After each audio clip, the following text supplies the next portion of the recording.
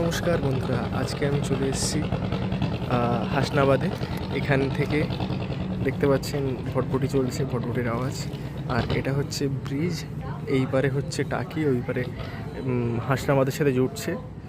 আর এই যে নদীটা, এই এরিয়াটা হাসনাবাদে, টাকির একটু ওই ধারে গিয়ে। এবার এই যে নদীটা দেখতে পাচ্ছেন, এই নদীটার নাম হচ্ছে ডাঁসা। এবার এইখান থেকে ওই যে দূরে দেখতে পাচ্ছেন, আশা করি ওই দূরে নদী গেছে অনেক দূরে, সেই দিকে আছে হচ্ছে বাংলাদেশ।